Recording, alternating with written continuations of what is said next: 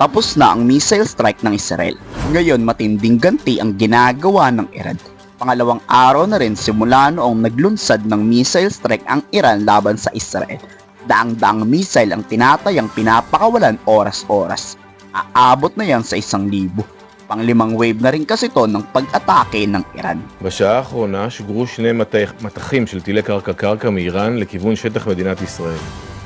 בשני המטחים נורו פחות מ100 טילים. רובם יורטו על ידי מערכות ההגנה האווירית או לא הגיעו ליעדם. ישנן מספר פגיעות מצומצם במבנים, חלקם משברי יירוט. Pero baliwala yung pag-atake na yan sa Israel dahil sa Iron Dome defense at iba pang air defense system nila.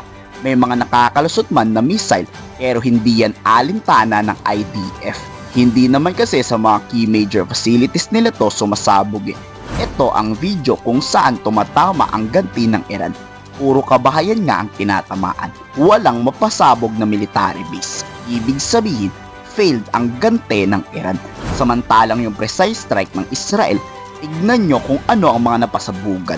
Puro air defense system, puro missile launcher. May napaulat pang nuclear facilities na nawasak daw at mga imbakan ng ballistic missile ng Iran. Napakalakas din talaga kasi ng Israel.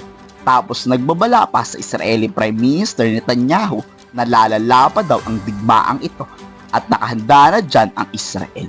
Bago nga maglunsad ng susunod na pag-atake itong si Netanyahu, pinalalahanan na ang mga sibilyang Iranian.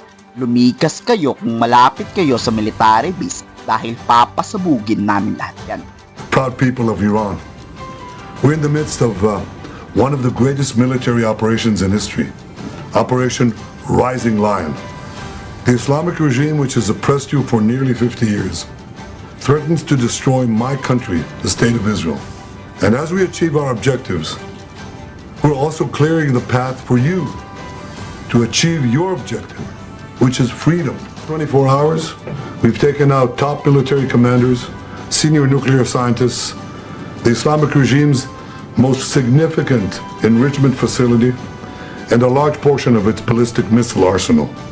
More is on the way. Patuloy nga ang missile strike ng Iran at hindi pa din to humihinto ngayon. Kung si Netanyahu puro military base ang target, ang Iranian Supreme Leader damay pati inosenteng mga tao. Dito muling nagbabala pa ang Iran. Hindi titigil ang Iranian forces hanggat hindi nawawasak ang Israel. Pagsisiyan daw ni Netanyahu ang ginawa niyang pag-atake sa Iran. با قدرت عمل خواهد شد و با اونها مماشاتی نخواهیم کرد. زندگی برای اونها تلخ خواهد شد بدون تردید. فکر نکنند که زدند و تمام شد. نه.